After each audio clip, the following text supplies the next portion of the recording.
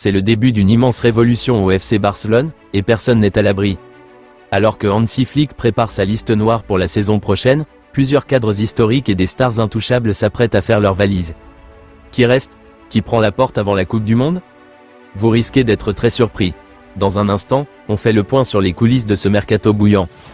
Entre le match d'adieu imminent de Robert Lewandowski ce dimanche, le cas ultra délicat de Ronald Araujo, et le coup de bluff de Deco à Londres pour arracher une star de Chelsea.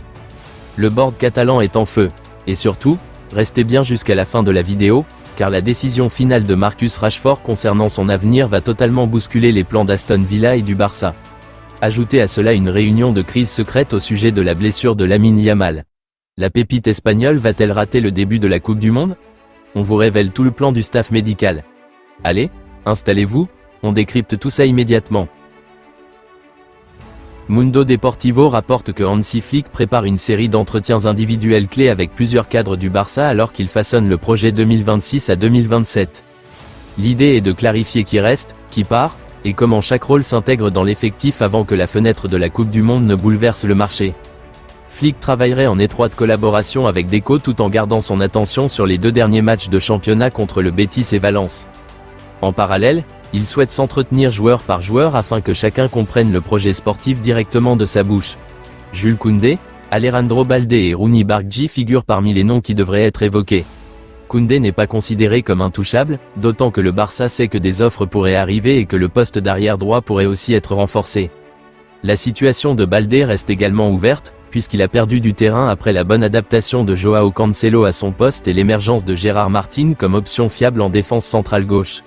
Barcelone étudie déjà des alternatives dans ce secteur, ce qui rend son avenir moins assuré qu'auparavant. Ronald Araujo est un autre cas particulier, sa saison ayant été perturbée par un problème de santé mentale qui a réduit son importance dans l'équipe. L'expert italien des transferts Fabrizio Romano a démenti les rumeurs selon lesquelles Robert Lewandowski aurait trouvé un accord avec les géants saoudiens d'Al Hilal en vue d'un transfert libre cet été.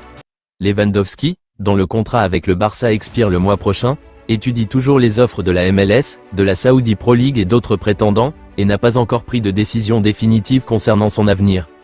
Selon plusieurs rapports, le joueur de 37 ans s'apprête à disputer son match d'adieu avec le Barça ce dimanche face au Real Betis, après avoir décliné la proposition de prolongation du club catalan à des conditions réduites.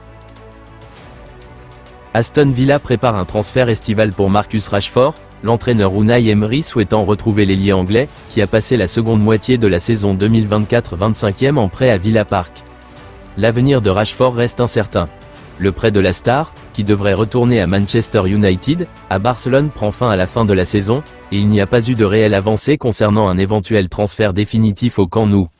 Les Blaugrana ont décidé de rouvrir les discussions pour assurer la continuité de Rashford, impressionné par son but sur coup franc lors de la victoire dans le Classico, qui a offert le titre de Liga à l'équipe de Hansi Flick.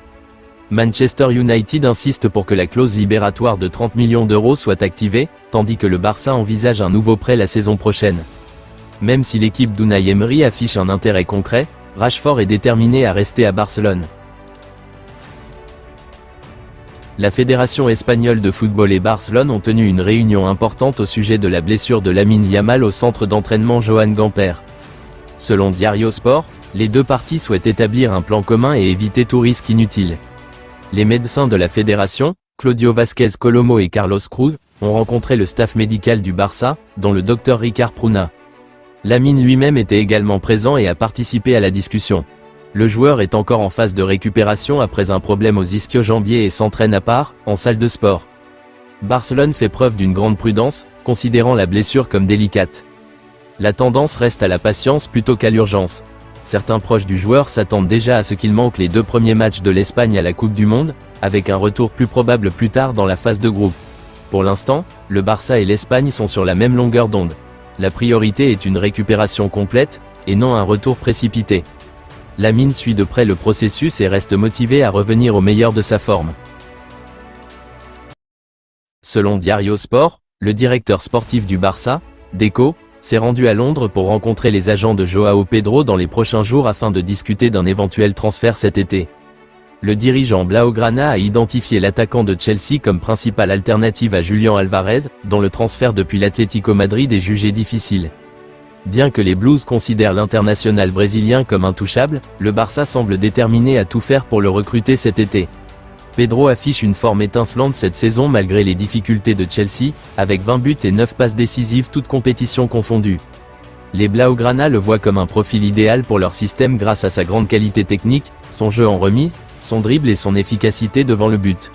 Cependant, le principal obstacle reste la longue durée de son contrat avec les Blues et l'absence de clause libératoire précise, ce qui pourrait faire grimper son prix.